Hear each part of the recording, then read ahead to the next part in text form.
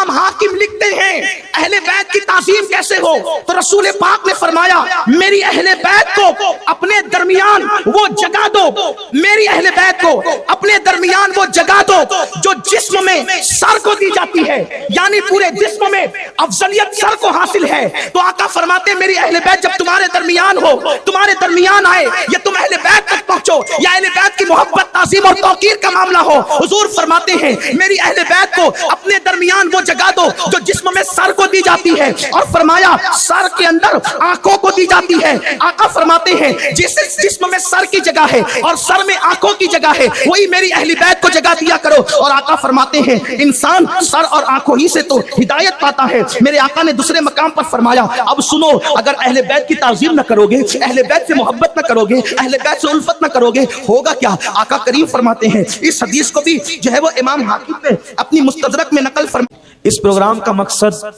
صرف پبلک کو اکٹھا کرنا نہیں ہے، بلکہ اس پروگرام کا اصل مقصد نبی اور آل نبی کی محبت پیدا کرنا ہے۔ کیوں یہ کوشش کی جا رہی ہے؟ آج کے اس پرفتن دور میں جبکہ لوگوں کے دلوں میں مال کی محبت گھر کر چکی ہے، آج کے اس پرفتن دور میں جبکہ لوگوں کے دلوں کے اندر گناہوں کی محبت گھر کر چکی ہے، آج کے اس پرفتن دور میں جبکہ لوگ ہیرو ہیروئن کی جدائی کے مناظر کو دیکھ کر کے رو رہے ہیں، کیوں یہ کوشش کی جا رہی ہے آج کے اس دور میں کہ اہل بیت اطہار کی محبت دلوں میں پیدا کی جائے؟ کیوں کوشش ہو رہی ہے؟ روایات پڑھی جاتی ہے، واقعات کربلا ہر سال دہرائے جاتے ہیں، ہر سال ذکر تاجدار کربلا کیا جاتا ہے۔ کیوں یہ سب کچھ ہو رہا ہے؟ اس لیے کہ میرے آقا مصطفیٰ کریم رؤوف الرحیم صلی اللہ علیہ وآلہ وسلم نے عرفات کے میدان میں جب اپنی امت کو حجۃ الوداع کے موقع پر آخری خطبہ ارشاد فرمایا، میرے کریم آقا نے یعنی حج کی وادی کے اندر وہ رسول پاک کا آخری خطبہ تھا، اس کے بعد اللہ کے حبیب صلی اللہ علیہ وآلہ وسلم کی زندگی، ظاہری زندگی حضور علیہ الصلوۃ والتسلیم کی ختم ہونے والی تھی۔ آقا کریم صلی اللہ علیہ وآلہ وسلم دنیا سے تشریف لے جانے والے تھے۔ اس کے بعد میرے آقا نے ظاہری طور پر دوسری مرتبہ پھر میدان عرفات میں حاضری نہیں دینی تھی۔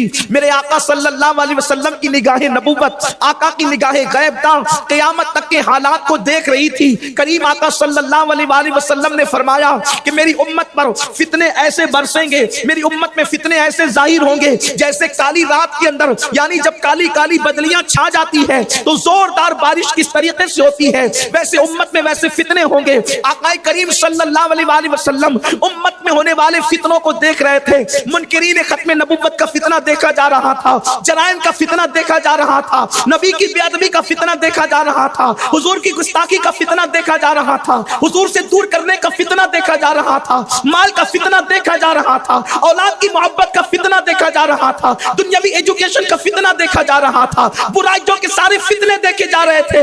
رسول کونین رسول ہاشمی صلی اللہ علیہ وآلہ وسلم نے ایک مقام پر یہاں تک ان فتنوں کو دیکھتے ہوئے ارشاد فرمایا اتنے فتنے ہوں گے، انسان صبح کرے گا ایمان کی حالت میں، شام ہوتے ہوتے وہ کافر ہو جائے گا، یعنی اس کا ایمان صبح کو موجود ہوگا، شام کے وقت وہ کافر ہو جائے گا، شام کو مومن ہوگا، صبح کے وقت کافر ہو جائے گا، ہاتھ میں انگارہ رکھنا آسان ہوگا، ایمان بچانا مشکل ہوگا، یعنی جب ایمان کو خریدا جائے گا، ایمان کو بیچا جائے گا، ایمان کو چھینا جائے گا، ایمان کو لوٹا جائے گا، ہاں ایمان کے لیے کسی کو انگارے پر لٹایا نہیں جائے گا۔ ایک وقت وہ تھا جب انگاروں پر لٹایا گیا، لیکن انگاروں پر لیٹنے والے احد احد کی صدا بلال کی شکل میں بلند کرتے رہے، مگر اپنے ایمان کو کا سودا نہ کیا، ایمان کا سودا نہ کیا، اپنی زمین کا سودا نہ کیا، لوگوں کو زمین میں لٹا کر چابک مارے گئے، لوگوں کی جانیں لے لی گئی، لیکن سب کچھ قربان کرنے والوں نے سب دے دیا مگر ایمان نہ دیا۔ حضور علیہ السلام پرفتن دور کو دیکھ رہے تھے، انگاروں پر لٹایا نہ جائے گا، لوگوں کو مارا نہ جائے گا، لوگوں کو قتل کیا نہ جائے گا، اس کے باوجود بھی لوگ نرم نرم گدوں کی خاطر، لوگ میتر کی خاطر، لوگ قیمتی لباس کی خاطر، لوگ دولت کی خاطر، لوگ اقتدار کی خاطر، لوگ تخت و تاج کی خاطر ایمان کا سودا کریں گے۔ اللہ وہ دن کتنا خوفناک ہوگا جب لوگ صبح کو مومن ہو کر کریں گے، شام ہوتے ہوتے کافر ہو جائیں گے۔ ایسے پرفتن دور میں ایمان کیسے بچے گا؟ ایمان کی حفاظت کیسے ہوگی؟ میرے پیارے آقا صلی اللہ علیہ وسلم کے دیوانوں، آپ اندازہ تو کریں، ایمان تو بچانا ہے، ایمان کے بغیر کوئی جنت میں نہیں جائے گا۔ انسان پوری زندگی سجدے میں گزار دے، اگر ایمان سلامت نہیں لے گیا تو جنت اس کو مل نہیں سکتی۔ سال کے ہر دن روزہ رکھے، ایمان سلامت نہیں لے گیا تو اس کو جنت مل نہیں نہیں سکتی. ایمان پر آخرت کا دار و مدار ہے. آخرت کی کامیابی ایمان کی سلامتی پر ہے. قرآن کہتا ہے وَلَا تَمُوتُنَّ إِلَّا وَأَنْتُمْ مُسْلِمُونَ, مگر تم نہ مرنا اس حالت میں کہ تم مسلمان ہو, یعنی تمہارا ایمان سلامت ہو. میرے آقا کے دیوانوں, جب کہ پوری دنیا فتنوں سے بھر چکی ہوگی, ایمان بچانا مشکل ہوگا, اس وقت ایمان بچے گا کیسے؟ ایمان کے متوالے تو ہوں گے, ایمان سے محبت کرنے والے تو ہوں گے, ایمان سے پیار کرنے والے تو ہوں گے, ایمان بچے گا کیسے؟ تو میرے آخری نبی نے اپنی امت کو ایک پیمانہ عطا کیا, پیمانہ نجات عطا کیا, راہ نجات عطا کیا, خضر راہ عطا کیا. حضور فرماتے ہیں میں تو ظاہری طور پہ جا رہا ہوں, انی تارک فیکم الثقلین, میں تو جا رہا ہوں مگر جاتے جاتے تمہارے درمیان دو چیزیں چھوڑ کر جا رہا ہوں. میرے نبی نے فرمایا دو چیزیں چھوڑ کر جا رہا ہوں. حضور فرماتے ہیں ایک مقام پر اس کو ایسے پکڑنا جیسے داڑوں سے کوئی چیزیں پکڑی جاتی ہے, نواجد سے ان دونوں کا دامن پکڑنا, کس کے دامن پکڑنا, مضبوطی سے دامن پکڑنا. نبی کے پاک نے فرمایا جب تک ان دو چیزوں کا دامن تمہارے ہاتھ میں رہے گا تم گمراہ نہیں ہو سکتے, گمراہی تمہارے پاس پکڑ نہیں سکتی, گمراہی تمہارے پاس آ نہیں سکتی. رسول اللہ نے فرمایا دو چیزیں, اور فرمایا دو بھاری چیزیں چھوڑ کے جا رہا ہے. واہ واہ سبحان اللہ. ثقلین فرمایا دو بھاری چیزیں, دو قیمتی چیزیں چھوڑ کر جا رہا ہوں, جب تک اس کا دامن پکڑو گے گمراہ نہیں ہو سکو گے. میرے نبی نے فرمایا پہلی چیز کتاب اللہ, اللہ کی کتاب قرآن, اور دوسری چیز فرمایا وَإِتْرَتِي أَهْلُ بَيْتِي, میری اہل بیت چھوڑ کر کے جا رہا ہوں. جب تک دو کا دامن پکڑے رہو گے گمراہ نہیں ہو سکتے. جب نبی نے کہہ دیا دو کا دامن پکڑے رہو گے گمراہ نہیں ہو سکتے, تو پھر ہم نے سوچا گمراہی کے اس دور میں, کفر اور الحاد کے اس دور میں, بے دینی کے اس دور میں, گناہوں کی محبت کے اس دور میں, کیوں نہ محبت اہل بیت, قرآن اور صاحب قرآن, اصحاب رسول کی محبت کے ڈنکے بجے, تاکہ میری قوم پھر سے اپنی ایمان کو مستحکم کر سکے. حضور نے فرمایا دو کا دامن پکڑنا, اور آقا نے پھر فرمایا یہ دونوں کبھی جدا نہیں ہوں گے, قرآن اور اہل بیت کبھی جدا نہیں ہوں گے, یہاں تک کہ حوض کوثر پر مجھ سے آ کر ملاقات کریں گے. قرآن کا دامن پکڑو,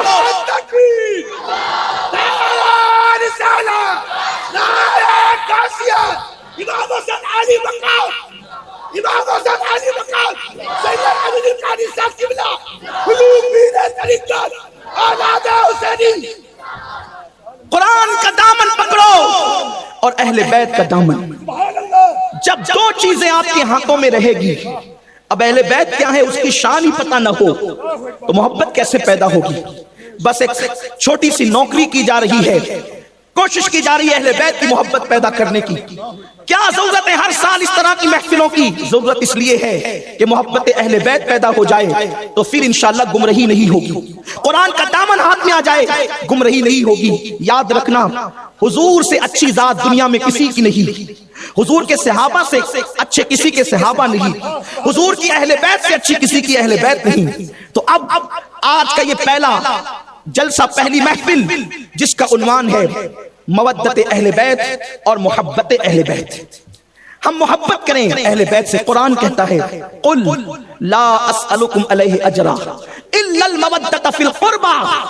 اللہ فرماتا ہے محبوب آپ فرما دیں کہ میں تم سے کچھ نہیں مانگتا, میں نے تمہیں جو کچھ عطا کیا کچھ نہیں مانگتا, صرف یہ کہ تم میری اہل بیت سے محبت کرو. اللہ کے رسول صلی اللہ علیہ وآلہ وسلم نے فرمایا تم میری اہل بیت سے محبت کرو. اب دھیان سے سننا, حضور کی اہل بیت کی محبت حضور خود مطالبہ کر فرما رہے ہیں, اور اللہ کے کہنے سے مطالبہ فرما رہے ہیں کہ میری اہل بیت سے محبت کرو, میری اہل بیت سے محبت کرو. اور صرف محبت نہیں بلکہ مودت کرو, یعنی تم جسے چاہتے ہو اگر دل مائل ہو تو بھی تم نے محبت کرنا ہے, اور اگر کسی سبب سے ان کی طرف تمہاری طبیعت مائل نہ ہو, یعنی اللہ نہ کرے ہزار بار نہ کرے ان میں تم کوئی بدعملی دیکھو تو بھی ان سے دشمنی نہ کرنا, بغاوت نہ کرنا, عداوت نہ کرنا, پھر بھی محبت کرنا. اہل بیت کون ہے؟ اہل بیت کون ہے؟ پوچھا گیا اللہ کے رسول صلی اللہ علیہ وآلہ وسلم سے. امام فخر الدین رازی اپنی کتاب تفسیر کبیر میں فرماتے ہیں, آپ حضرات ان حوالوں کو بھی ساتھ ساتھ سنتے جائیں, انشاءاللہ میں ہر حوالہ جو روایتیں پڑھوں گا اس کا حوالہ یہیں پہ پڑھ دوں گا تاکہ آپ کو گھر جا کر ڈھونڈنے میں کوئی دشواری نہ ہو، اور پھر آپ کو یہ بھی پتا چل جائے کہ فضائل اہل بیت میں اہل سنت ہی کی کتاب سے پڑھ رہا ہوں، یہ فضائل اہل سنت ہی کی کتاب میں موجود ہے، اس لیے آپ کو آسانی ہو جائے، اطمینان ہو جائے۔ ویسے تو ہم عشق کے بندے ہیں، کیوں بات بڑھائی ہے، بغیر حوالے بھی میری قوم مانتی ہے، لیکن حوالے اہل خیرت کے لیے پڑھتا ہوں۔ آپ توجہ سے سنیں، امام رازی رحمت اللہ علیہ اور بھی حضرت جو ہے وہ امام ابن حجر مکی رحمت اللہ علیہ اس کو لکھتے ہیں، اللہ کے حبیب سے پوچھا گیا، آقا آپ نے یہ جو مطالبہ کیا قرآن کے حکم پر کہ میری اہل بیت سے محبت کرو، تو ان میں کون کون لوگ ہیں؟ آقا فرماتے ہیں علی ہے، فاطمہ ہے، حسن ہے، حسین ہے اور ان کی اولاد ہے، یعنی قیامت تک کے اولاد علی جو فاطمہ سے محبت ہم پہ فرض کر دی گئی ہے، اور یہ محبت صرف مستحب و پسندیدہ نہیں بلکہ فرض کی گئی ہے۔ جیسے ہم پر نماز فرض ہے، جیسے ہم پہ روزے ماہ رمضان کے فرض ہے، اللہ کے رسول کی محبت جس طرح ہم پہ فرض ہے، اسی طریقے سے رسول پاک کی اہل بیت کی محبت بھی ہم پہ فرض کی گئی ہے۔ امام شافعی رحمت اللہ علیہ فرماتے ہیں، جس کو جد الممتار میں اعلیٰ حضرت نے نقل کیا ہے، یا اہل البیت رسول اللہ حبکم فرض من اللہ فی القرآن انزلہ یکفیکم من عظیم الفقر انکم من لم یصلی علیکم لا صلاۃ لہ۔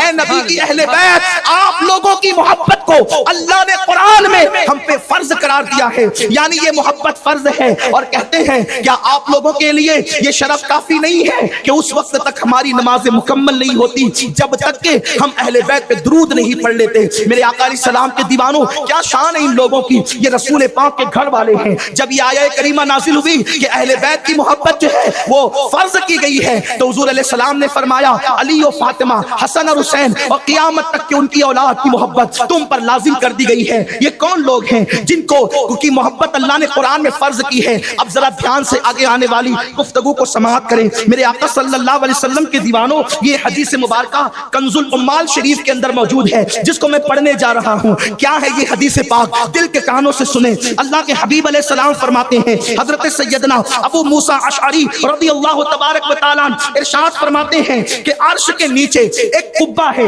عرش کے نیچے ایک گنبد ہے، اور وہ گنبد بنایا گیا ہے مجھ محمد کے لیے، علی کے لیے، فاطمہ کے لیے، حسن کے لیے اور حسین کے لیے۔ آقا فرماتے ہیں ہم لوگ اس گنبد کے نیچے ہوں گے۔ اب آئیے میرے آقا کے دیوانوں، عرش کا سایہ قیامت کے دن کے سوا، عرش کا سایہ قیامت کے دن عرش کے سائے کے سوا اور کوئی سایہ نہیں ہوگا، صرف عرش کا سایہ ہوگا، اور سورج جو ہے انسان کے سر کے اوپر ہوگا۔ توجہ کرے، توجہ کرے، اہل بیت کی محبت میں کام دھندا چھوڑ کے آنے والوں، میری بہنیں یہاں سے لے کے وہاں تک ہزاروں کی تعداد میں دور دور سے آئی ہے۔ ممکن ہے کوئی ان سے پوچھتا ہوگا، پیدل جاتی ہو، رکشے سے جاتی ہو، کیوں اتنا وقت نکالتے ہو؟ سنیو سنو، محبت اہل بیت میں آنے والوں، محبت اہل بیت میں وقت نکالنے والوں، وقت کی قربانی دینے والوں، بستروں کو چھوڑ کر ٹاٹ پٹیوں پہ بیٹھنے والوں، قیامت کے دن عرش کے سوا کوئی سایہ نہیں ہوگا۔ انسان کے سر اور سورج کے درمیان صرف ایک ہاتھ کا فاصلہ ہوگا۔ حضور فرماتے ہیں عرش کے نیچے میں محمد ہوں گا،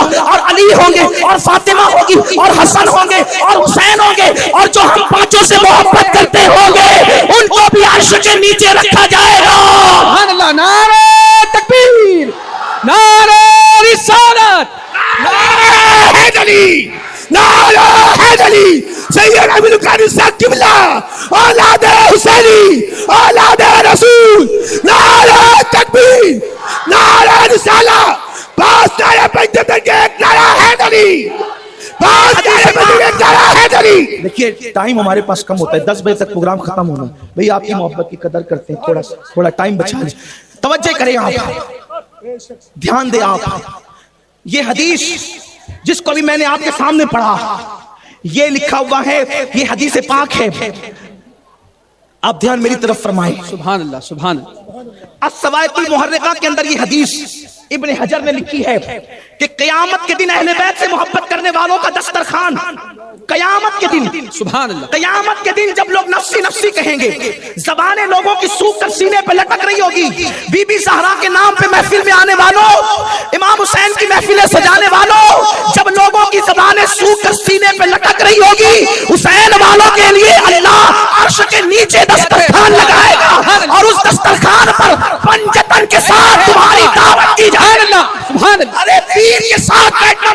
جائے تو انسان ساری زندگی کہتا ہے میں وہ ہوں جس نے اظہری میاں کے ساتھ دسترخوان پہ کھایا، کوئی کہتا ہے میں وہ ہوں جس نے سرکار کلا کے ساتھ دسترخوان پہ کھایا، کوئی کہتا ہے میں وہ ہوں جس نے مفتی اعظم کے ساتھ دسترخوان پہ کھایا، کوئی کہتا ہے میں وہ ہوں جس نے فلاں فلاں بزرگ کے ساتھ کھایا۔ مولا حسین سے محبت کرنے والوں خدا دسترخوان لگائے گا اور پنجتن کے ساتھ تمہاری دعوت کی جائے۔ سبحان اللہ، نعرہ حیدری، نعرہ حیدری، سبحان کتنا اللہ، سستا سودا ہے، سبحان اللہ، کتنا سستا سودا ہے۔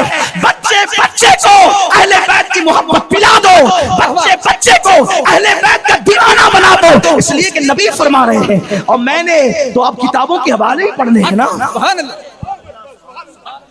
سوائق المحرکہ، سوائق المحرکہ کا مصنف لکھ رہا ہے خدا دسترخوان لگائے گا، خدا دعوت کرے گا کس کی؟ اہل بیت سے۔ امام علی مقام کا شربت پلانے والوں، کربلا کی محفلیں سجانے والوں، حسین پاک کے نام پہ آرام چھوڑ کے آنے والوں، کتنا سستا سودا ہے۔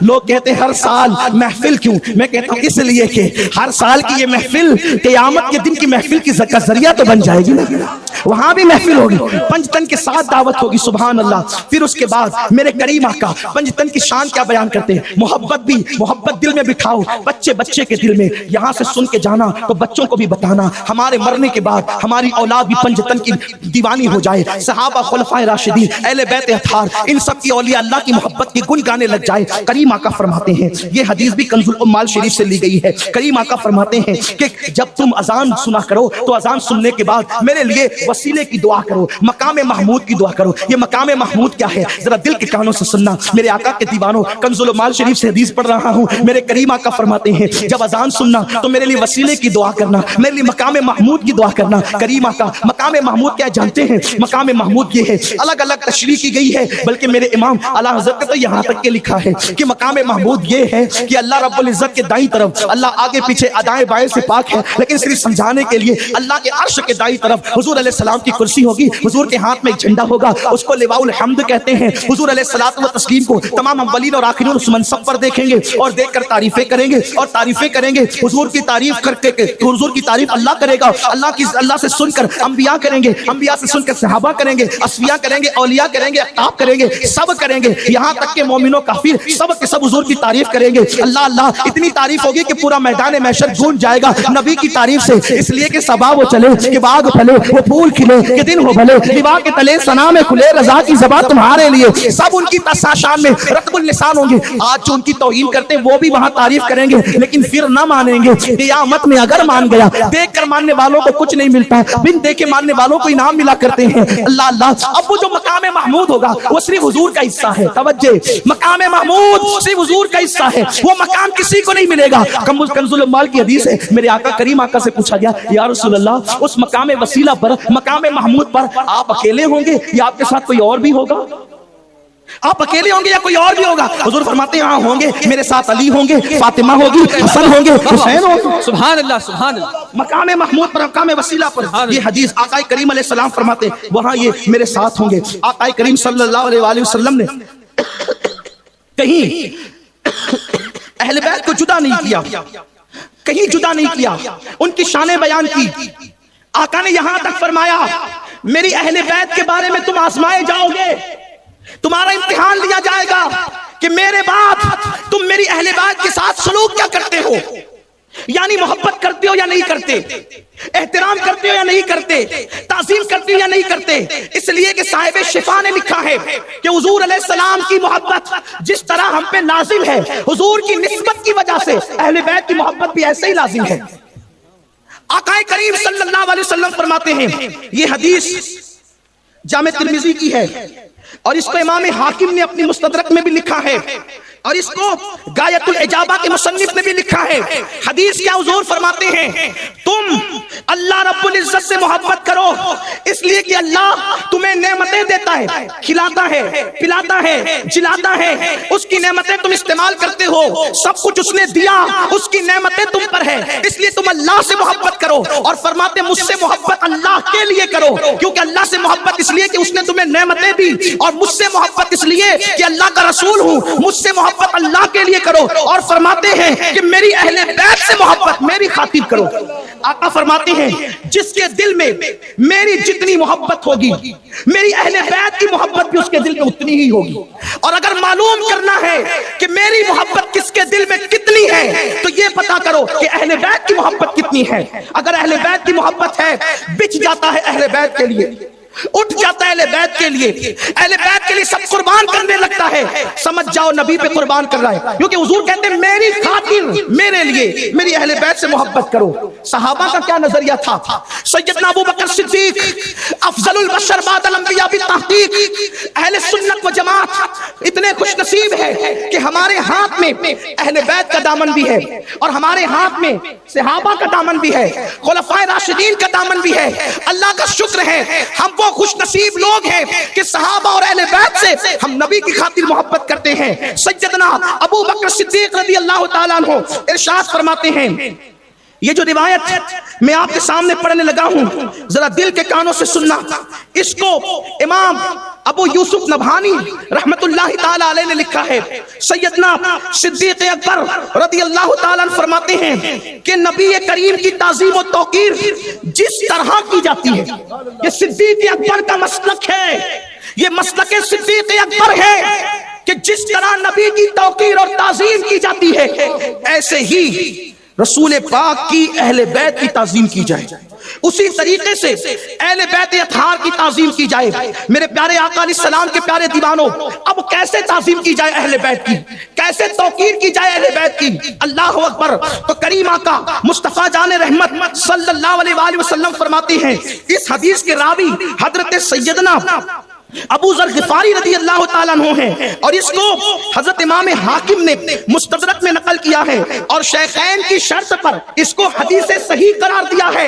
हजरत इमाम हाकिम लिखते हैं अहले बैत की ताज़ीम कैसे हो, तो रसूल पाक ने फरमाया मेरी अहले बैत को अपने दरमियान वो जगह दो, मेरी अहले बैत को अपने दरमियान वो जगह दो जो जिस्म में सर को दी जाती है, यानी पूरे जिस्म में अफजलियत सर को हासिल है। तो आका फरमाते मेरी अहले बैत जब तुम्हारे दरमियान हो, तुम्हारे दरमियान आए, ये तुम अहले बैत तक पहुंचो, या अहले बैत की मोहब्बत ताज़ीम और तौकीर का मामला हो। हुजूर फरमाते हैं मेरी अहले बैत को अपने दरमियान वो जगह दो जो जिस्म में सर को दी जाती है, और फरमाया सर के अंदर आंखों को दी जाती है। आका फरमाते हैं जिस जिस्म में सर की जगह है और सर में आंखों की जगह है वही मेरी अहले बैत को जगह दिया करो। और आका फरमाते हैं इंसान सर और आंखों ही से तो हिदायत पाता है। मेरे आका ने दूसरे मकाम पर फरमाया अब सुनो, अगर अहले बैत की ताज़ीम न करोगे, अहले बैत से मोहब्बत न करोगे, अहले बैत से उल्फत न करोगे, होगा क्या? आका करीम फरमाते हैं, इस हदीस को भी जो है वो इमाम हाकिम ने अपनी मुस्तदरक में नकल फरमाया है। मेरे आका अलैहिस्सलातु व तस्लीम के दीवानों, करीम आका फरमाते हैं, और इमाम अबू यूसुफ नबहानी, ये अबू यूसुफ नबहानी कौन है? ये 14वीं सदी के मुजद्दिद हैं। इमाम अहले सुन्नत आला हजरत को 14वीं सदी का मुजद्दिद हम मानते हैं। अरब वाले इमाम अहले सुन्नत के साथ इमाम अबू यूसुफ नबहानी को भी 14वीं सदी का मुजद्दिद मानते हैं। और ये उस बुजुर्ग का नाम है कि जो रसूलुल्लाह के इतने बड़े आशिक थे कि अरब की दुनिया में मोहब्बत रसूल पर इन्होंने जो काम किया है 14वीं सदी में वो काम आपको किसी का नजर नहीं आएगा। वो इमाम अबू यूसुफ नबहानी लिख रहे हैं, हदीस पाक है, हुजूर की हदीस है। मेरे आका फरमाते हैं सितारे जमीन, सितारे जो है वो आसमान वालों के लिए अमान है, सितारे आसमान वालों के लिए अमान है। जब तक सितारे सलामत हैं उस वक्त तक के आसमान पर कोई गड़बड़, कोई जो है यानी एतदाल से आसमान का निजाम हटेगा नहीं। और आका फरमाते मेरी अहले बैत जमीन वालों के लिए अमान है। जब तक कि मेरी उम्मत में मेरी अहले बैत मौजूद रहेगी उस वक्त तक मेरी उम्मत में कभी क़यामत कायम नहीं होगी। और आका करीम अलैहिस्सलाम फरमाते हैं, अब तवज्जो करें, आका फरमाते हैं जो मेरी अहले बैत से मुखालफत करेगा, जो मेरी अहले बैत से अदावत रखेगा, अल्लाह तबारक व तआला उस कौम को इख्तिलाफ का शिकार कर देगी। अल्लाह रब्बुल इज्जत उसको इख्तिलाफ का शिकार कर देगा, वो कौम इख्तिलाफ का शिकार हो जाएगी। आका करीम सल्लल्लाहु अलैहि वसल्लम फरमाते हैं जब तुम मेरी अहले बैत से दुश्मनी रखने लगोगे, जब मेरी अहले बैत से अदावत रखने लगोगे तो तुम्हारे दरमियान इंतशार होगा, इख्तिलाफ होगा, आपस में तुम लड़ोगे, आपस में कटोगे, मरोगे, तबाही होगी। शाम के हालात देख लें, यमन के हालात देख लें, मिस्र के हालात देख लें, और दूर क्यों जाते हैं, अपने अपने घरों के हालात देख लें। भाई की भाई से नहीं बन रही है, बेटे की बाप مال سے نہیں بن رہی ہے, بیوی کی شوہر سے نہیں بن رہی ہے. کیوں؟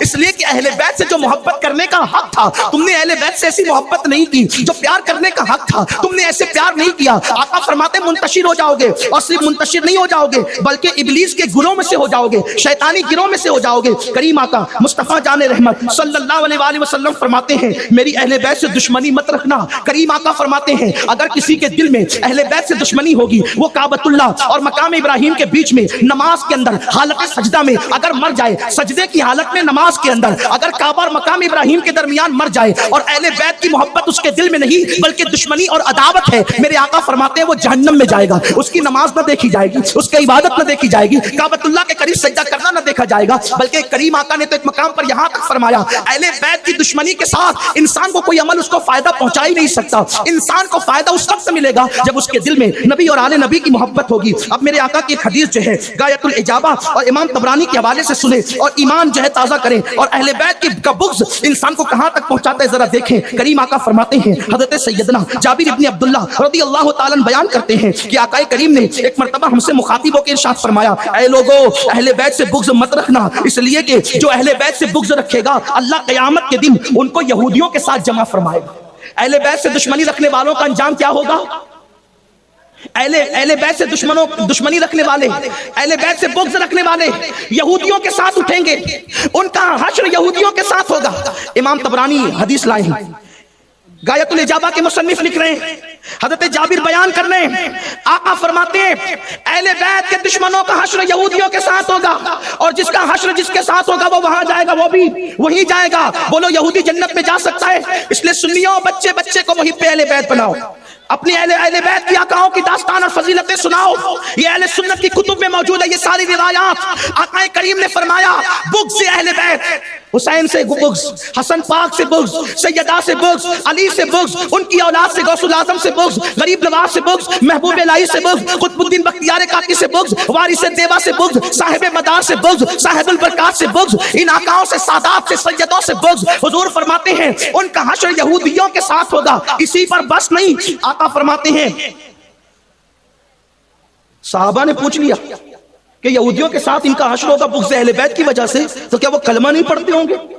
یہودیوں کے ساتھ ان کا حشر ہوگا, وہ کلمہ نہیں پڑھتے ہوں گے, وہ نماز نہیں پڑھتے ہوں گے, وہ نماز کے پابند نہیں ہوں گے. آقا فرماتے کلمہ بھی پڑھتے ہوں گے, نمازیں بھی پڑھتے ہوں گے, لیکن اہل بیت کے بغض کی وجہ سے یہودیوں کے ساتھ اٹھائے جائیں اور یہودیوں کے ساتھ حشر ہوگا. اور پھر آقا فرماتے ہیں سرکار نے کیا مزے کی بات فرمائی, اہل بیت سے محبت کرنے والوں مقدر پر ناز کرو, مقدر کے سکندر ہو. حضور فرماتے ہیں وہ کمینے اور گھٹیا لوگ ہیں جو اہل بیت سے بغض رکھتے ہیں. اور دوسرا رخ بتایا, آقا فرماتے ہیں جب میں اپنی ماں آمنہ کے پیٹ میں تھا, توجہ سنیو امام طبرانی سے پڑھ رہا ہوں, آقا فرماتے جب میں اپنی اماں آمنہ کے پیٹ میں تھا اس وقت اللہ نے میری امت کے ایک ایک فرد کو مجھے دکھایا. جب ماں کے پیٹ میں تھا, توجہ حضور ماں کے پیٹ میں رہے ایک ایک امتی کو دیکھتے ہیں, قبر کے پیٹ میں رہ کر اپنی امت کو کیوں نہیں دیکھ سکتے؟ یہ محفل بھی حضور کی نظروں میں ہے کہ میرے بیٹے کی محبت میں گاؤں والے دیوانہ وار جمع ہو گئے. سبحان اللہ. نعرہ تکبیر, نعرہ رسالت, نعرہ حیدری, نعرہ حیدری. علماء اہل سنت ذکر تاجدار کربلا. بہت تیزی سے چل رہا ہوں, بہت جلدی جلدی چلنا چاہتا ہوں, آپ توجہ کریں. اولاد حسینی نعرہ تکبیر, نعرہ رسالت, اولاد حسین. بہت جلدی جلدی چلنا چاہتا ہوں, توجہ میری طرف رکھیں. آقا فرماتے ہیں جب میں اپنی اماں حضرت آمنہ خاتون کے شکم میں تھا تو اللہ نے ایک ایک میرے امتی کو مجھے دکھایا, میں نے اپنی امت کو دیکھا. اب ذرا دھیان سے سننا, توجہ میری طرف رکھنا, میری مائیں اور بہنیں بھی دھیان سے سنیں. جب حضور نے اپنی امت کو دیکھا, کریم آقا نے, آقا کریم صلی اللہ علیہ وآلہ وسلم فرماتے ہیں جب میں نے اپنی امت کو دیکھا, اپنی امت کو دیکھا میری ماں کے شکم میں, جب میری امت دکھائی گئی, جب میں نے اپنی امت کو دیکھا تو آقا فرماتے ہیں کچھ ایسے لوگ تھے جو جھنڈے لے کر کے گزر رہے تھے. آقا فرماتے ہیں جو جھنڈے لے کر گزر رہے تھے. امام طبرانی حدیث لائے ہیں اپنی ماں کے شکم میں جب میں نے میری امت کو دیکھا کچھ لوگوں کے ہاتھ میں جھنڈے تھے, جھنڈے تھے. آقا فرماتے وہ کون تھے؟ میں نے ان کے لیے اللہ اللہ سے مغفرت طلب کی. وہ علی سے محبت کرنے والے تھے, میں نے ان کے لیے عرض کی اللہ علی سے محبت کرنے والوں کی مغفرت فرما دے. حضور ابھی ماں کے پیٹ میں ہے اور علی سے محبت کرنے والوں کی مغفرت ہو رہی ہے. اہل بیت کی محبت کا صلہ اور کیا ہے؟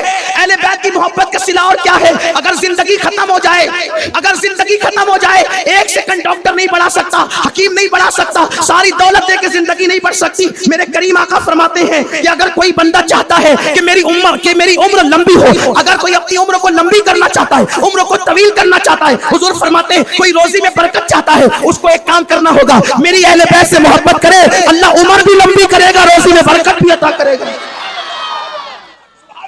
آقا فرماتے ہیں اور اگر محبت نہیں کرو گے, الفت نہیں کرو گے, پیار نہیں کرو گے, آقا فرماتے ہیں قیامت کے دن تو تم اللہ کے سامنے پیش کیے جاؤ گے نا.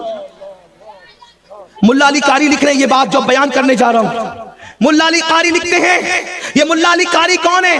یہ شان بخاری ہے, اپنے وقت کا عظیم عالم مورخ. اللہ اکبر. حضرت ملا علی قاری فرماتے ہیں حضور نے فرمایا اگر میری اہل بیت سے محبت نہیں کرو گے, قیامت میں خدا کے سامنے تمہاری پیشی ہوگی تو کیا ہوگا؟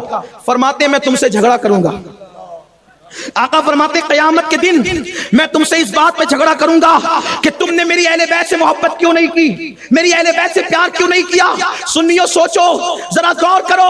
آج اہل بیت کے لیے دل چھوٹا کرنے والے کیا قیامت کے دن اس سے لڑ سکیں گے؟ جی کسی کی نہیں چلے گی, اس کی چلے گی. خلیل اللہ کو بھی ان کی حاجت ہوگی. چاند کے ٹکڑے کرنے والا رسول اس دن ان لوگوں سے جھگڑا کرے گا, آقا ان سے لڑائی کریں گے جنہوں نے اہل بیت سے محبت نہیں کی ہوگی. اور پھر آقا فرماتے ہیں جو مجھ سے جھگڑا کرے گا کیا وہ مجھے مغلوب کر دے گا؟ جو مجھ سے جھگڑا کرے گا قیامت میں مجھ سے وہ مجھے مغلوب کر دے گا؟ نہیں. انہیں کون مغلوب کر سکتا ہے؟ کوئی مغلوب انہیں نہیں کر سکتا, کیونکہ قیامت میں تو اللہ فرمائے گا حبیب آج تو تیری چلے گی, شفاعت کی ڈور تو تیرے ہاتھ میں ہوگی, تو جسے چاہے گا جنت عطا کرے گا. اس لیے کبھی اہل بیت سے بغض مت رکھنا. اہل بیت کون ہے؟ حضور کی ازواج اہل بیت, بے شک اہل بیت, لیکن علی, فاطمہ, حسنین اور قیامت تک ان کی سب اولاد اہل بیت. اب اہل بیت سے محبت کا حکم ہے. وہ تو قبروں میں آرام فرما رہے ہیں جنہیں ہم پنجتن کہتے ہیں. حضور کی جو اولاد ہمارے درمیان ہے, محبوب الہی کا مزار ہمارے درمیان, بابا قطب کا مزار ہمارے درمیان, وارث پاک صاحب البرکات مختوم اشرف جہانگیر سمنانی یہ مزار والے ہمارے درمیان ہیں, اور جو زمین کے اوپر سید زادے سادات ہمارے درمیان ہیں. ان کا احترام, ان کی تعظیم, ان سے محبت, یہ حسنین کریمین ہی سے محبت. اب پرابلم یہاں آتا ہے, آدمی اوپر والوں کو مانتا ہے, لیکن جو درمیان میں رہتے ہیں, کوئی سبزی بیچ رہا ہے, کوئی ٹھیلا ڈھکیل رہا ہے, لیکن ہے سید زادہ, ہم سوچتے ہیں کہ اس سے محبت کیوں کریں, اس سے پیار کیوں کریں, اس لیے کہ جو چمکیلا جبہ پہن کر تقریر کرنے آیا امین القادری کی شکل میں, چلو اس سے تو پیار کر سکتے ہیں, اس سبزی والے سے کیوں پیار, اس سے کیوں, اس کا پڑوس میں رہتا ہے, جب مستری کام کرتا ہے لیکن ہے سید زادہ, اس کا احترام کیوں کریں. اچھا پرابلم یہ بھی ہے, ہمارا دماغ کبھی کبھی شیطان خراب کرتا کہتا ہے یار کتنے نکل کے آئیں گے اور کتنوں کا احترام کریں.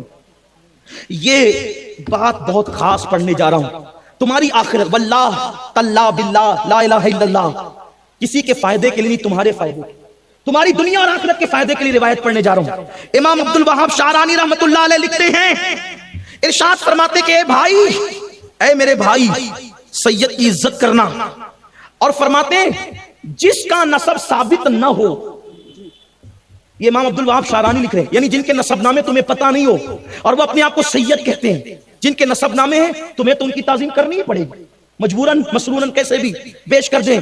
جن کے نسب ثابت نہ ہو, بیچارے جو غریب غربا اور ایسے حالات میں ہو, ثابت نہ ہو, فرماتے ہیں جن کے نسب ثابت ہو, اور جن کے نسب ثابت نہ ہو, تو جن کے نسب ثابت نہ ہو ان کی تعظیم کرنا حضور کی بارگاہ میں زیادہ مقبولیت کا درجہ رکھتا ہے.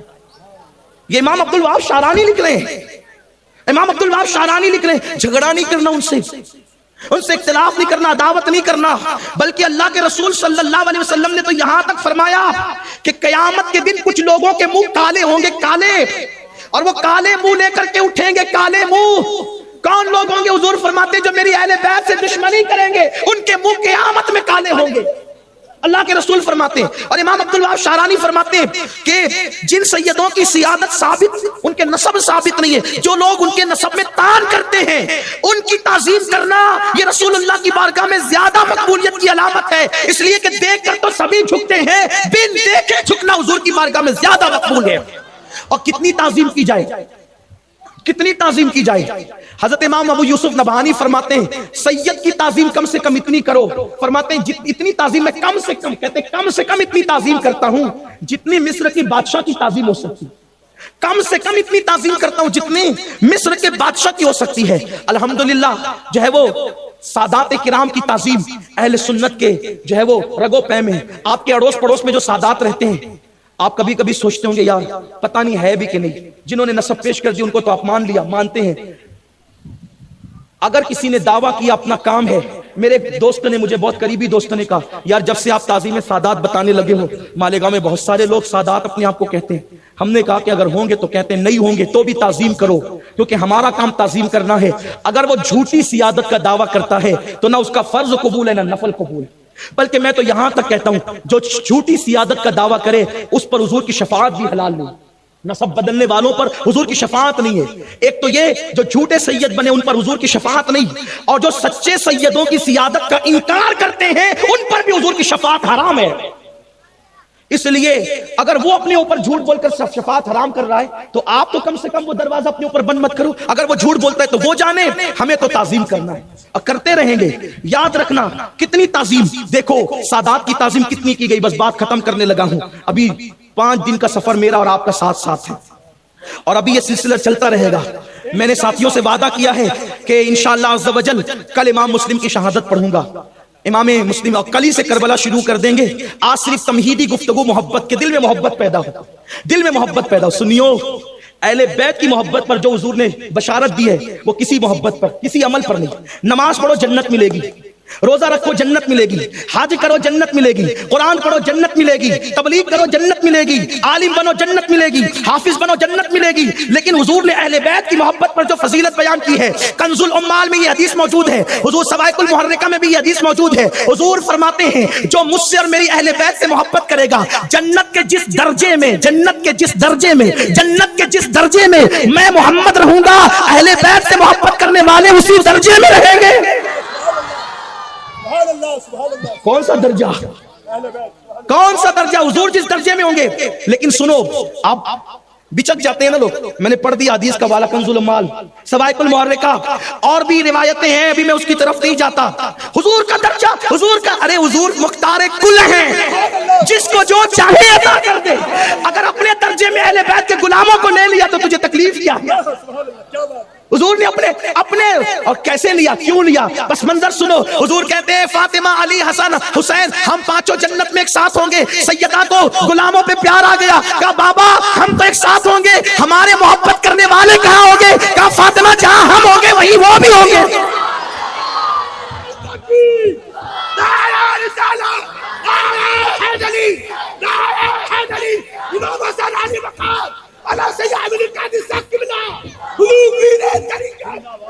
نعرہ حیدری کے ساتھ، نعرہ حیدری کے ساتھ ایک نعرہ ہم اور لگائیں، نعرہ حیدری،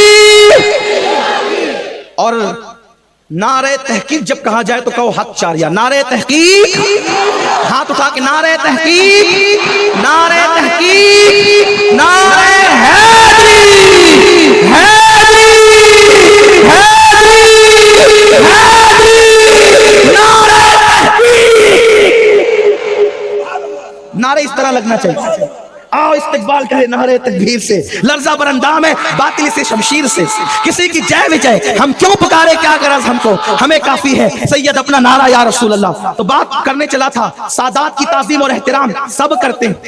دیکھو یہ حافظ ابن حجر اسقلانی لکھتے ہیں کہ یحییٰ ابن سعید انصاری روایت کرتے ہیں کہ امام حسین نے خود بیان کیا، امام حسین نے خود بیان بیان کیا کہ ایک مرتبہ میں رسول اللہ کی مسجد نبوی میں داخل ہوا. توجہ کریں کیا احترام کرتے کیا تعظیم کرتے صحابہ. آقا امام حسین علی مقام فرماتے ہیں میں مسجد نبوی میں داخل ہوا اور جب مسجد کے اندر داخل ہوا تو دیکھا عمر ابن خطاب منبر پہ کھڑے خطبہ پڑھ رہے ہیں. میرا بچپنا تھا. امام حسین کہتے ہیں عمر میرے بابا کے منبر سے میرے باپ کے منبر سے اترو اور اپنے باپ کے منبر پہ جاؤ. فاروق اعظم نے کہا حسین میرے باپ کا تو کوئی منبر ہی نہیں ہے, تیرے بابا محمد رسول اللہ کا منبر ہے. اور پھر انہوں نے مجھے گود میں اٹھایا, میں کنکروں سے کھیلتا رہا. اللہ اللہ سیدنا امام علی مقام کہتے ہیں کہ مجھے پاس بٹھایا, میں کنکروں سے کھیلتا رہا. ایک مرتبہ میں فاروق اعظم سے ملاقات کرنے گیا تو کیا دیکھا وہ حضرت امیر معاویہ سے گفتگو کر رہے ہیں اور ان کا بیٹا جو ہے ابن عمر دروازے پر کھڑے ہوئے ہیں. میں واپس ہو گیا. فاروق اعظم نے مجھ سے کہا شہزادے حسین آپ ملنے نہیں آتے؟ تو میں نے کہا کہ میں ملنے آیا تھا لیکن آپ ضروری گفتگو حضرت امیر معاویہ سے کر رہے تھے, آپ کا بیٹا دروازے پہ کھڑا تھا. میں نے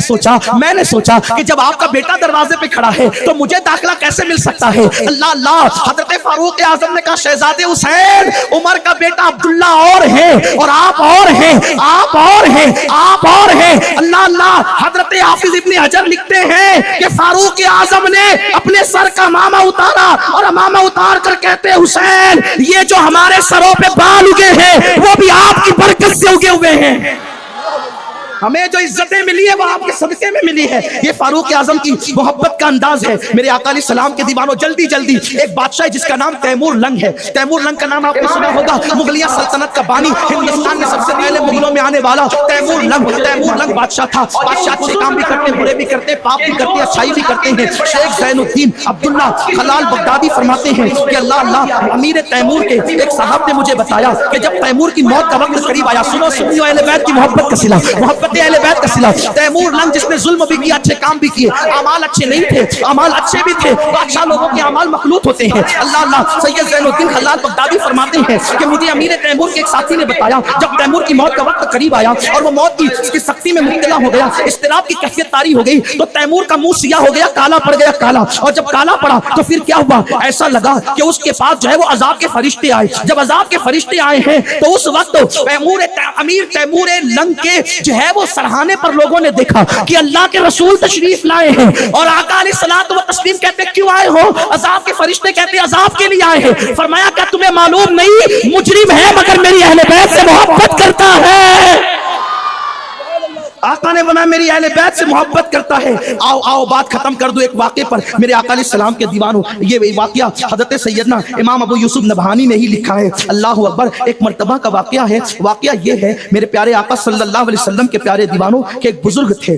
یہ روایت جو ہے وہ سید شریف نے زاویہ خطاب میں علامہ کاشف بحیرہ کے حوالے سے نقل فرمایا. علامہ کاشف بحیرہ فرماتے ہیں کہ ایک سید میرے پاس پڑھنے کے لیے آتا تھا. سید زیادہ میرے پاس توجہ دھیان سے سننا, اسی پہ بات ہو سکتا ہے ختم ہو جائے گی یا اگر ٹائم رہا 2-4 منٹ تو ایک واقعہ اور بیان کروں گا عبرت کے لیے تاکہ اہل بیت کی محبت ہو. اہل بیت کو دیکھو, اہل بیت کو دیکھو, تعظیم کے لیے کھڑے ہو جاؤ. اہل بیت مصیبت میں ان کی مدد کرو, ان سے دل سے محبت کرو, زبان سے محبت کرو, ان کا احترام کرو. آقا نے کہا نا جو سر کو جسم میں جگہ ہے وہی جگہ ان کو دو, اوپر بٹھاؤ, ان کے ساتھ مت بیٹھو, ان کی برابری مت کرو, وہ آگے ہو تو ان کو پیچھے مت کرو. بہت احتیاط. اگر آپ پوری تفصیل دیکھنا چاہتے ہیں تو برکات آل رسول جو امام ابو یوسف نبہانی رحمت اللہ علیہ کی ہے, عربی میں کتاب ہے کہ الشرف المعبد, یہ کتاب ہے, اس کا اردو میں ترجمہ ہے برکات آل رسول. آپ اس کو دیکھیں. انہوں نے تو یہاں تک فرمایا ہے کہ اگر تو نے اپنی بیٹی کا بہت سارا جہیز تیار کر لیا ہے, دھوم دھام سے شادی کا سب انتظام کر لیا ہے اور تیرے یہاں رشتے کا انتظار ہے, ایسے میں کوئی غریب چلتا پھرتا سید رشتہ بھیج دے تو یہ مت دیکھ کہ تیری حیثیت کیا ہے بلکہ دے دے اس لیے کہ اتنا بڑا خاندان ہے کہ تیری بیٹی اس کے گھر جا کر رسول اللہ کی بہو بننے کا شرف حاصل. کتنی بڑی بات ہے, کتنی بڑی بات ہے. ان کے بستر پہ مت بیٹھو, ان کے برابر مت بیٹھو, ان کو تنگ مت کرو, ان کو آر مت دلاؤ, انہیں مارو مت, انہیں گالی مت دو. یہ امام یوسف نبہانی نے امام کاشف بحیرہ کے حوالے سے لکھا ہے. وہ کہتے ہیں کہ ایک سید میرے پاس پڑھنے کے لیے آتا تھا اور میں نے ایک مرتبہ اس کو مار دیا اور خوب مارا, غصے میں آ کے اس سید کو خوب مارا. رات ہوئی تو میں نے خواب میں رسول اللہ کو دیکھا کہ حضور نے چہرہ پھیر لیا, حضور نے چہرہ پھیر لیا. میں نے عرض کی میرے ماں باپ آپ پہ قربان یا رسول اللہ, آج آپ نے چہرہ کیوں پھیر لیا؟ حضور فرماتے ہیں تو مجھے مارتا کیوں ہے؟ حضور کہہ رہے ہیں تو مجھے مارتا کیوں ہے, کیوں مارتا ہے تو مجھے؟ وہ کہتے ہیں میرا دل لرز گیا. میں نے عرض کی حضور میں آپ کو کیسے مار سکتا؟ ایک غلام کلمہ پڑھنے والا کیا تصور یہ کر سکتا ہے لا الہ الا اللہ؟ یہ بات کہنے کو بھی کلیجہ منہ کو آتا ہے. حضور نے کہا تم مجھے مارتا کیوں ہے؟ اللہ اکبر اللہ اکبر اللہ اکبر. وہ کہتے میں نے مارا سید کو. خواب میں حضور آئے, چہرہ پھیر لیا. میں نے کہا آپ ناراض کیوں؟ کہا تو مجھے مارتا کیوں ہے؟ میں نے اس کی حضور میں آپ کو نہیں مارتا. آقا فرماتے تو مجھے کیوں مارتا ہے؟ کیونکہ قیامت تو میں تیری شفاعت کرنے والا ہوں, قیامت کے دن میں تیری شفاعت کروں گا, تو مجھے مارتا کیوں ہے؟ اس کی حضور میں آپ کو نہیں مارتا. آقا نے فرمایا کیا تو نے میرے بیٹے کی پٹائی نہیں کی؟ تو نے سید زادے کی پٹائی نہیں کی, اس کو مارا نہیں؟ حضرت کاشف کہتے میں نے اقرار کیا جی یا رسول اللہ میں نے اس کو مارا. آقا نے اپنا ہاتھ دکھایا, دیکھ میرا ہاتھ. علامہ کاشف بحیرہ کہتے ہیں کہ جیسے شہد کی مکھیاں انسان کو کاٹ لیتے تو ہاتھ کیسے سوج جاتا ہے, اللہ کے رسول کا ہاتھ ویسے سوجا ہوا تھا. میں نے کہا حضور اللہ خیر کرے, آپ کا ہاتھ اتنا سوجا ہوا کیوں ہے؟ آقا فرماتے ہیں تو نے سید کو مارا, اس کے اثرات میرے ہاتھ پر پڑے, اس کے اثرات میرے ہاتھ پہ پڑے. سوچو جب 12, 13, 9ویں صدی کے سید کو تماچا استاد مارے تو اس کے اثرات نبی کے ہاتھ پہ پڑے. ظالم یزیدیوں نے جب مولا حسین پہ تیر چلائے ہوں گے تو رسول اللہ کی قلب انور پہ کیا گزری ہوگی؟ علی اصغر کے حلق پہ تیر چلا ہوگا. آج کل کے سید کو کوئی مارے تو حضور کہتے تو نے مجھے مارا. 12ویں صدی کے 9ویں صدی کے سید, اور وہ جو رسول کا ڈائریکٹ نواسا سگا نواسا ہے اس پر ظلم ہوا ہوگا تو کیا ہوا ہوگا؟ اس لیے تعظیم کرو, محبت کرو. جب نسل کی محبت کرو گے تو اصل کی سچی محبت دل میں پیدا ہو جائے گی. بات ختم کر رہا ہوں.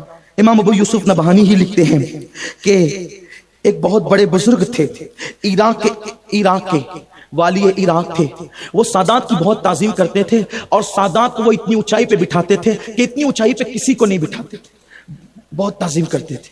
بلکہ بڑے بڑے مالداروں کو, وزیروں کو, امیروں کو بھی وہ کرسی نہیں دی جاتی تھی جو سادات کو وہ بٹھاتے تھے. ایک سید زادے آئے جو پڑھے لکھے نہیں تھے, آئے اور چونکہ معمول تھا کہ آپ کو بڑی کرسی پہ بیٹھنا ہے, وہ پڑھے لکھے نہیں تھے, اتنا عمل بھی مضبوط نہیں تھا. وہ آ کر کے بیٹھ گئے اور سب سے بڑی کرسی پر. اس محفل میں بہت بڑے عالم دین بھی تھے, اس پورے علاقے کے سب سے بڑے عالم تھے. جب انہوں نے ان سید صاحب کو جو پڑھے لکھے نہیں تھے, عمل میں مضبوط نہیں تھے, وہ اونچی کرسی پر سب سے آ کر کے بیٹھ گئے کیونکہ اسی پر ان کو بیٹھنا تھا, وہ ان کی جگہ تھی. تو وہ عالم دین جو ہے تھوڑے سے ناراض ہوئے اونچی جگہ بیٹھنے پر, اور انہوں نے جو ہے کچھ سخت سست بات کرنی شروع کی. تو وہ جو امیر تھا والی عراق, اس نے بات پہ توجہ نہیں کی, دوسری بات میں لگا دیا. جب دوسری بات میں وہ عالم دین لگ گئے تو وہ بھول گئے اپنی بات کو. سنی عالم کی جو بے ادبی کرے گا, امام اہل سنت نے لکھا ہے کہ ڈر ہے کہ مرے گا تو کہیں کافر ہو کر نہ مرے. لیکن تو وہ سید زادے کے حوالے سے اس عالم دین کو ناگوار گزرا. اتنی اونچی کرسی پہ آ کے بیٹھے, نہ پڑھے لکھے ہیں نہ باعمل ہے. تو وہ والی عراق انہوں نے جو ہے جب وہ بھول گئے اپنی بات کو تو کہا کہ حضرت آپ کا بیٹا کتنی پڑھتا ہے, کیا پڑھ رہا ہے؟ وہ کہا یہ کتاب پڑھا, یہ کتاب پڑھا ہے, متون پڑھ رہا ہے, شروحات پڑھ رہا ہے, یہ پڑھ رہا ہے, وہ پڑھ رہا ہے, وہ پڑھ رہا ہے, وہ پڑھ رہا ہے. تو اس وقت اس والی نے کہا, امیر نے کہا, آپ نے اپنے بیٹے کے لیے یہ انتظام کیوں نہیں کیا کہ آپ اس کو سید بنا دیں؟ آپ اس کو سید بنا, بھئی اتنا پڑھا کر محنت کرا کے آسان تو تھا کہ آپ اس کو سید بناتے. اس عالم دین نے تیور بدل کے کہا, لو صاحب سید بھی کوئی بنائے جاتے ہیں, سید بھی کوئی بنائے جاتے ہیں, بلکہ سید تو قدرت پیدا کرتی ہے. تو اس والی عراق نے غصے میں آ کے کہا, بدبخت, جب تجھے پتا ہے کہ نبی کا خون سید بناتا ہے اور سید بنائے نہیں جاتے بلکہ سب بنائے جاتے لیکن سید بنائے نہیں جاتے, تو تو نے ان کے اونچی کرسی پہ بیٹھنے پہ اعتراض کیوں کیا؟